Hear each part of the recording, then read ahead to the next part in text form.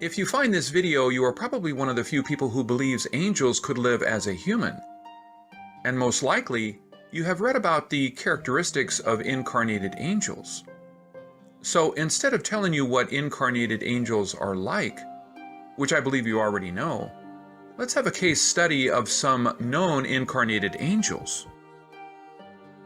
Incarnated angels are said to have sweet, heart-shaped faces, large and beautiful eyes, and cupid bow lips. They are often misunderstood, but want to be loved. When I first read this, I did not feel this made much sense. How can you look like an angel, but not be loved? Incarnated angels should have more problems fending off suitors than looking for love, right? What would you say if I give you an example of two beautiful women who had troubled marriages and no love? Can you find anyone more beautiful? Many incarnated angels have mental issues. Marilyn had to battle depression. Her maternal grandmother committed suicide. Her mother was hospitalized for paranoid schizophrenia when Marilyn was only 7. Growing up in foster homes, Marilyn was a lonely girl with no friends. Until she found Jim Dougherty and married him at 16. Jim Dougherty may be the luckiest man in 1942, but he did not appreciate her. They hardly talked. And when Marilyn told Dougherty that the studio asked her to divorce him on paper so she can be more marketable, he decided to divorce her for real. But there is little doubt that the baseball legend Joe DiMaggio did love her. But the love was not strong enough for the marriage to work. Joe could not tolerate her work as a movie star, and that divorce left another scar in her heart. In 1956, Marilyn married the playwright Arthur Miller. Arthur was not a good match, but Marilyn would do anything for love. No one can know if Arthur loved Marilyn, but the marriage ended due to Miller's infidelity. You may say that beauty is only skin deep, and some beauties are evil and mean inside. But we know Marilyn tried hard to be a good wife and always stood by her husbands. Plus, most women had better luck with men even when they had less to offer. So, she can't find love even with money, talent, fame, and beauty? How could that be? Can we find another case like her? Of course. How about Princess Diana? Can you deny that Princess Diana was not only rich and beautiful, she was admired for her grace and charity work. She was the fairy tale princess and a real-life angel. But Charles never loved her. The kiss-and-tell James Hewitt only used her. She could not get a commitment from Dr. Khan, and Dodi maybe have been more interested to have a princess than to have a true love. I always wondered if Princess Diana was ever loved. There's much doubt if Princess Charles ever loved her. James Hewitt would probably sell her for $10. Luckily, he got quite a bit more when he published the book Princess in Love. Although Diana was beautiful and deserved to be loved, her title and status may be the main attraction for Dodi. Marilyn and Princess Diana both died at 36. It is believed that many incarnated angels come with a mission. Once the mission is completed, they have to end this journey to go on to the next. We know Princess Diana completed her big job of producing the British heir. Do you also know her charity work? She played a big role in AIDS charity work, landmines, Center Point to help homeless youth, leprosy mission, work with children suffering rare cancers in Royal Marsden Hospital, and then children with complicated injuries at the Great Ormond Street Hospital. And the list goes on and on. Diana may not be perfect, but she has brought light to many in need. You may wonder if we can say the same about Marilyn. She was not known for her great charity work. However, do you know that despite her fear of live performances, Marilyn entertained over 100,000 troops during the Korean War in 1954? To many of the 36,000 soldiers that lost their lives in Korea, Marilyn brought home to them. She proved a poor girl growing up in orphanages can be America's highest paid actress. Marilyn was an idol and an inspiration. When incarnated angels take on earthly missions, they usually come with a lot of gifts, talent, beauty, and intelligence. But because they are different from us, they often feel like they don't belong here. Many of them have suicidal thoughts or even try to kill themselves. Some of them do have strong intuition. Like Princess Diana thought she would die in a car accident 2 years before it really happened, although she thought Charles would want her killed. Like all people, there are no two incarnated angels exactly alike, but they usually have beauty and a personality that seems to be out of this world. I think one problem most people have with incarnated angel is the name angel. Most people consider angels as messengers for God. Winged beings so busy with heavenly duty, they would have no time to spare for earth. It is hard to imagine them in human flesh form. I think the better name should be incarnated souls, as they so clearly have a different vibration than most of us due to their special soul origins. Their good-hearted nature makes them vulnerable to be hurt in this not-so-friendly world, but also gives them chances to learn, and that may be part of their mission here. Many of them succeed in their missions and have left lasting impacts in the world. In talking about a lasting impact, you are hard-pressed to find another person that has touched so many lives. She is beautiful, with mesmerizing eyes. Her talent not only carried her to stardom, it has inspired people, helped people, and changed people. She was a poor girl in a broken family. She was a teenage mother who lost her baby, and she was destined to fail. She is generous, non-materialistic, helpful, and unique. And like many incarnated angels, she struggles with her weight. She is Oprah. One characteristic I've omitted from my prior incarnated angel case studies is the overweight issue. Some incarnated angels have weight issues, like Princess Diana's struggle with an eating disorder. However, the next incarnated angel had a very public battle with her weight.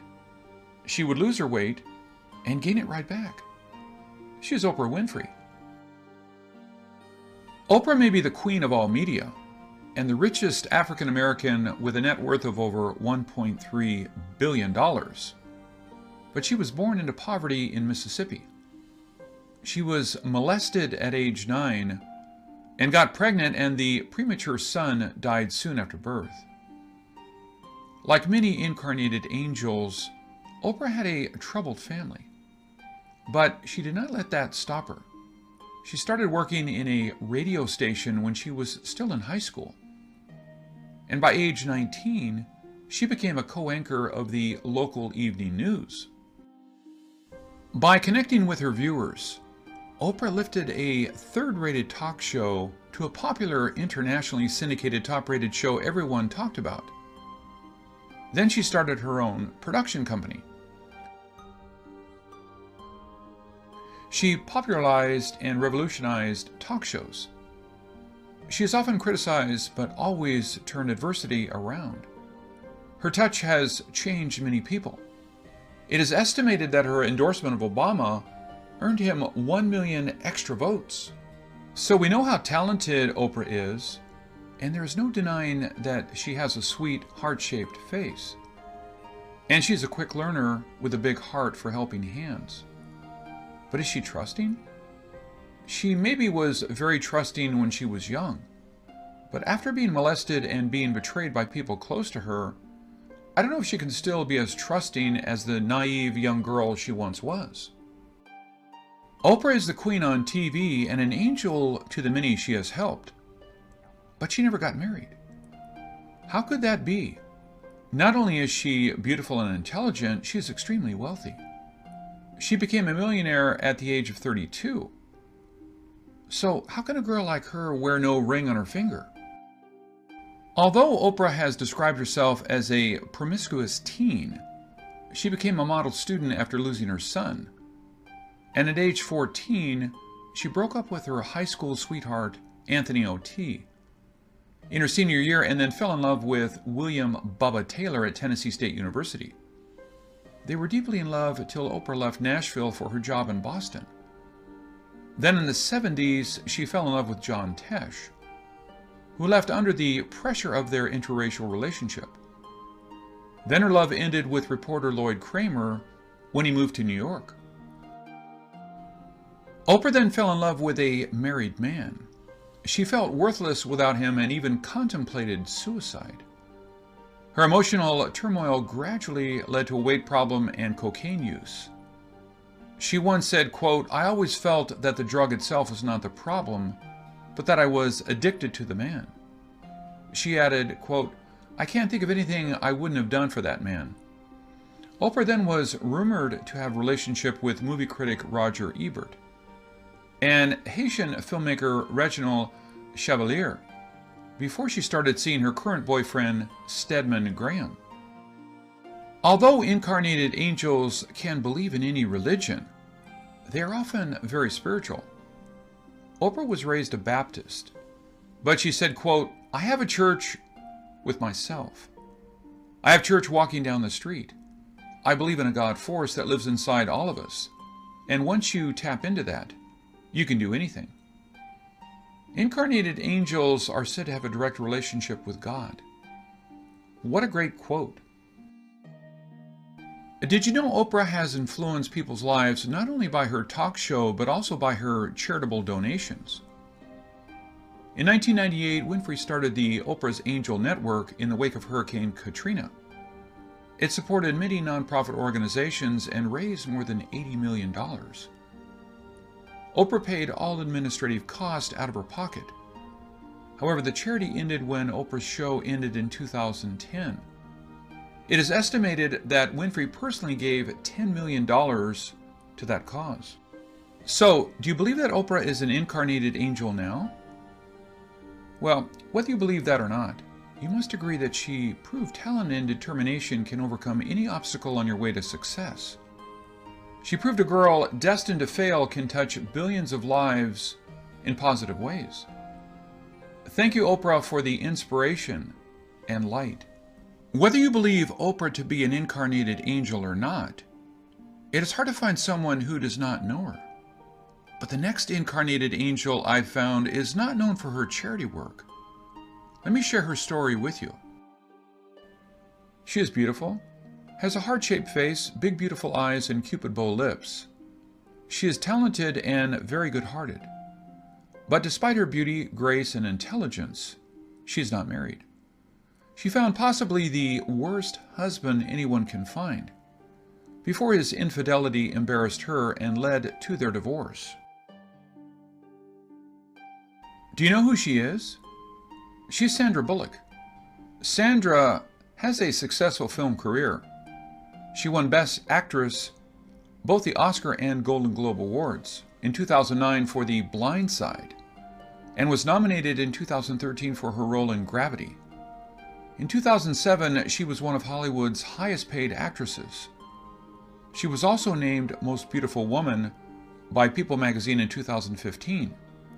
However, to most of us, her image is imprinted as the girl in Speed. 30 years may have passed, but she still looks the same. You may not know, but incarnated angels seem to age slower than most of us. Other than being a great actress, Sandra is also the executive producer for the ABC sitcom George Lopez. So, as a talented actress, successful producer, and a hard-working businesswoman, she now has a net worth of over $200 million. $200 million is a lot, but not enough to put her on the Hollywood top list. However, she is for sure on top of the donation list. Did you know she donated $5 million over these years to the American Red Cross, including $1 million in 2004 to Indian tsunami victims, $1 million to Haiti in 2010, and then recently to the Hurricane Harvey Relief Fund?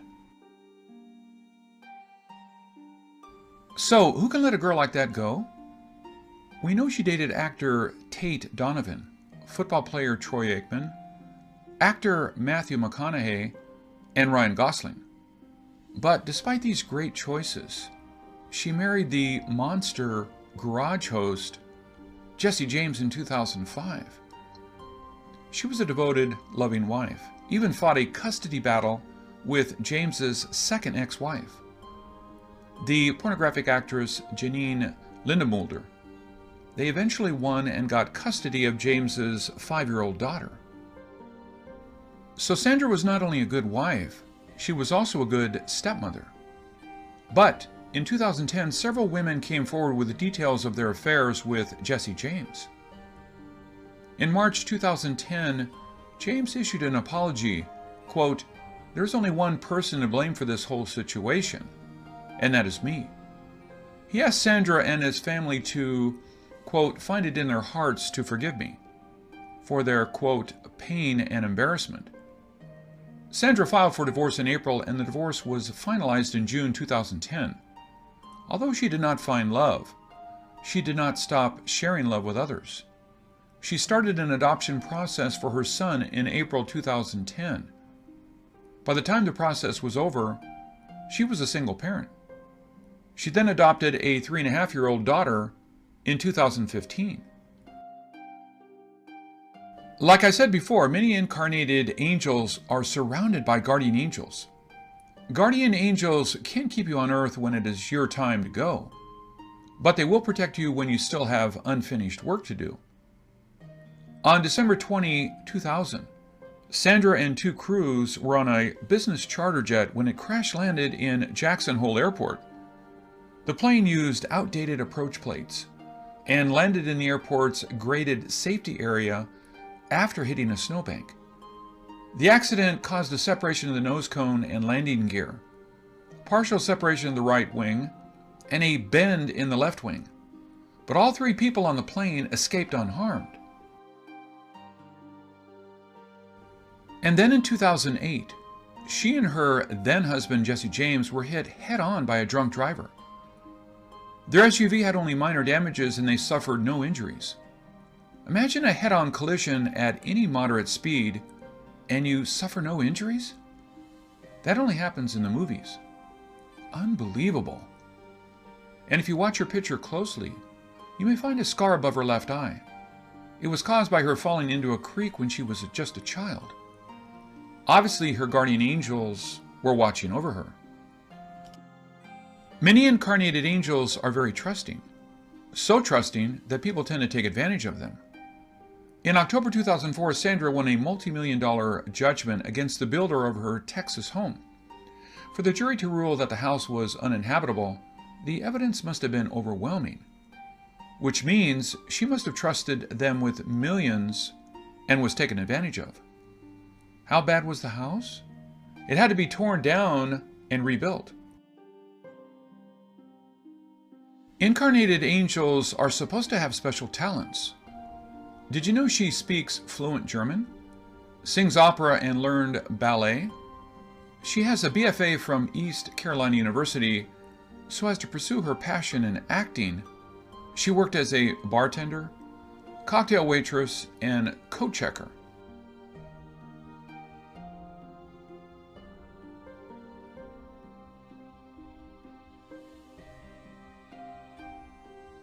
Now, I have shown you her good heart and her heart-shaped face, her passion towards others, and her bad luck finding love. Are you still not convinced about her being an incarnated angel? How about I show you something else? Her wings. I was told that people can sometimes see the energy wings of incarnated angels, usually in dark rooms. However, I think it's my mission to find incarnated angels and share them with you. Pictures showing her wings should be right at my fingertips. So I decided to look for her wings in her Wikipedia page. I know you think I am not only crazy, but also have vision problems. So let me put it this way. I don't look at things with just my eyes. I look at them with my heart. So with an open mind, you get to see what others don't see. The first picture on her page is this picture at the Cannes Film Festival in 1996. Check Wikipedia yourself so you can see the picture as I see it. Now, do you see a thin trace of a curved line where the wings should be? Now look at her at the Cannes Festival in 2002. Do you see the lines? Now Sandra at the 2009 premiere of The Proposal. Do you see it? I can't see much in this 2013 picture taken in San Diego because the background is totally black. But everyone can see how young she looked. Most incarnated angels look 10 years younger, but it is more like 30 years younger in her case. I can see the wings in this picture taken at the 83rd Academy Awards in 2011. What do you see? Let me show you what I see. Now do you see the wings? I once asked a psychic who's known for her angel research, how many incarnated angels are here on Earth? She said there are 100,000 incarnated angels from the beginning of time till the end of time. So there are quite a few. And some may be in your zip code. Maybe you are the one that will save the world. I then asked, why are they here? She said they are here to learn lessons. But while they are here, they will bring positive changes. Whether you agree with me on my incarnated angel theory or not, you must admit that Sandra Bullock is a fine example of a great person with a good heart. She has donated $5 million when most people wealthier than her won't even give $50,000. To me, she's an angel whether she has wings or not. This is Ken Peters. Thank you for watching.